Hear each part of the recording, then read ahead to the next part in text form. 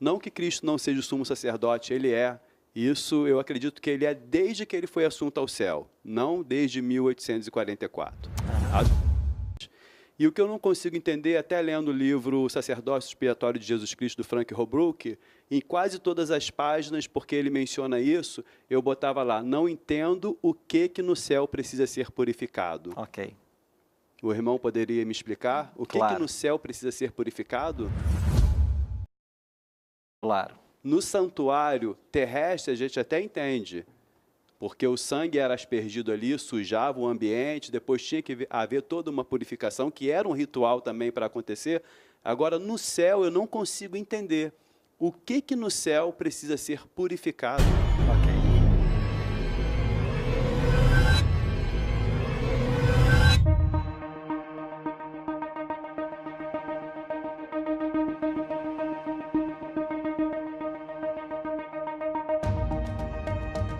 Antes, porém, pastor Albertino.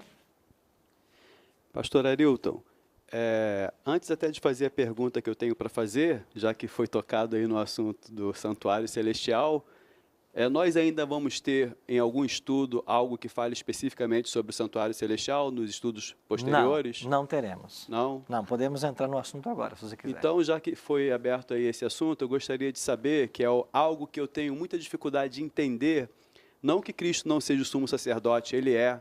Isso eu acredito que ele é desde que ele foi assunto ao céu, não desde 1844. Acho que desde que ele foi para o céu, ele já é o sumo sacerdote. E o que eu não consigo entender, até lendo o livro O Sacerdócio Expiatório de Jesus Cristo, do Frank Holbrook, em quase todas as páginas, porque ele menciona isso, eu botava lá, não entendo o que no céu precisa ser purificado. Ok. O irmão poderia me explicar? O que no céu precisa ser purificado? Claro. No santuário terrestre, a gente até entende, porque o sangue era aspergido ali, sujava o ambiente, depois tinha que haver toda uma purificação, que era um ritual também para acontecer. Agora, no céu, eu não consigo entender o que no céu precisa ser purificado. Ok. A obra de Cristo, ela foi prefigurada em todo o sistema do santuário terrestre. Tudo que acontecia lá apontava de alguma maneira para o ministério de Cristo. A ovelha que lá morria apontava para o Calvário, a morte de Cristo. O sacerdote que recebia o pecador para que ele obtivesse o perdão, representava o sacerdócio de Cristo, que nos recebe como advogado. O sumo sacerdote, que uma vez por ano, no 10º dia do 7º mês, fazia juízo, representava o ministério de Cristo, sumo sacerdotal. Aí vem a sua questão. Ele sempre foi sumo sacerdote? Claro, ele é sumo sacerdote segundo a ordem de Melquisedeque, mas ele também exerce as funções sacerdotais. Por quê?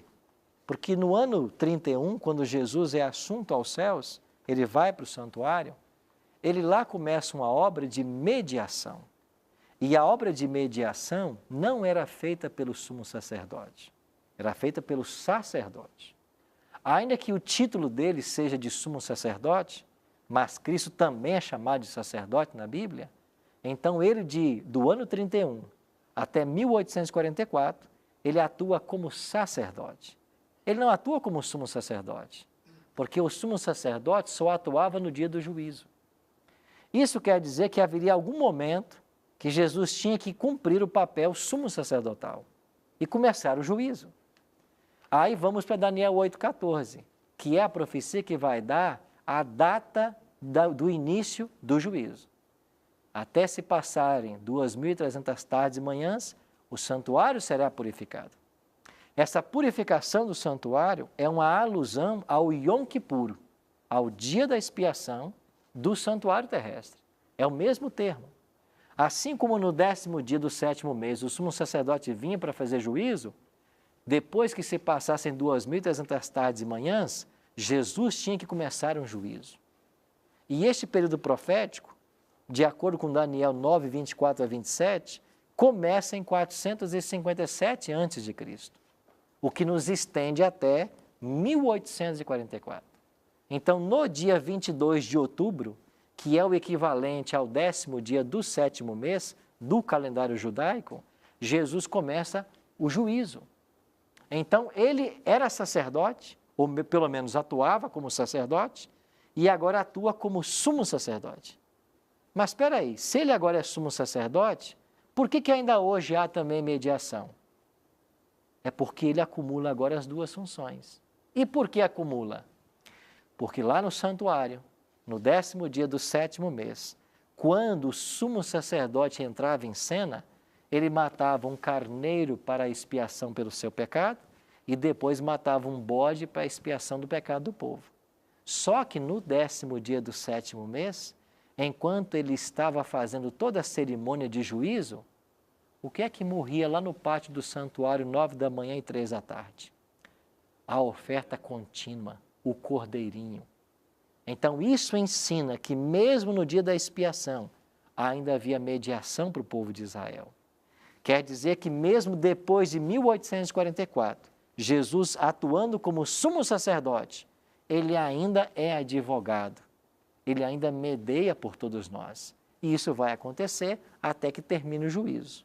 Quando terminava o juízo em Israel, o sumo sacerdote saía, abençoava o povo e havia uma grande festa, que durava 7 dias, a festa dos tabernáculos. Quando Jesus terminar o juízo no santuário celestial, ele sai do santuário. Diz o Apocalipse, quando ele sair do santuário, o santuário vai encher-se de fumaça, ninguém pode entrar no santuário enquanto não se cumpram as pragas. Cairão 7 pragas e Jesus volta à terra para anunciar a salvação para o seu povo. Tudo prefigurado. Agora, por que é que o santuário celestial precisa passar por uma purificação? Não tem pecado, não tem pecado no santuário celestial, mas tem registro de pecado. O que é purificado no santuário é o registro do pecado do justo, que tem que ser apagado. Quando você peca, vimos algumas semanas atrás, os nossos atos vão para os livros de registros no céu. Esses registros estão no céu. Eles vão fazer parte do juízo. Quando o tribunal se assentar, os livros serão abertos. Então, a cena do juízo é uma cena em que o livro é aberto para que o caso seja estudado e o pecado perdoado. Então, esse perdão do pecado que é conferido significa o apagar o registro do santuário que eu cometi e era contra o pecador. Então, você não tem pecado no céu, você tem um registro do pecado do justo que vai ser apagado. É isso que tem que ser purificado no céu.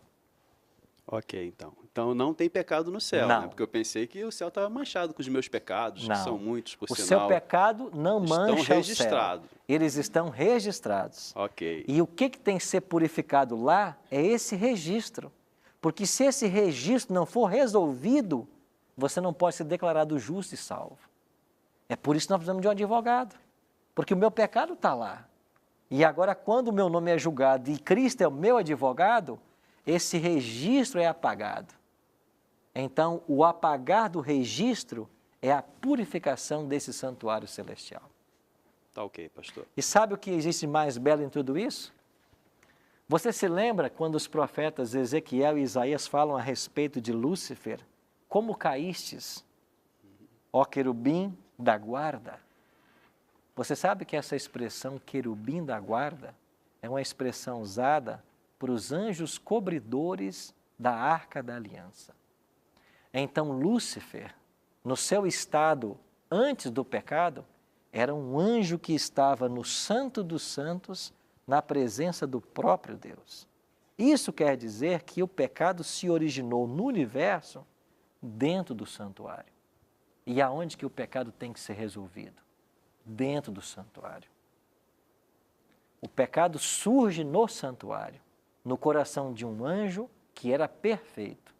E é dentro do santuário que o pecado tem que ser resolvido. Ok, pastor.